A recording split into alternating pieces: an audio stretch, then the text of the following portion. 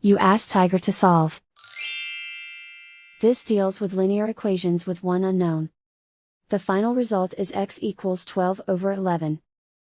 Let's solve it step by step. Group all constants on the right side of the equation. Add 24 to both sides. Simplify the arithmetic.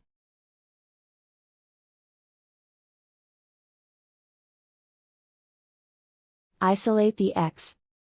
Divide both sides by 22. Simplify the fraction.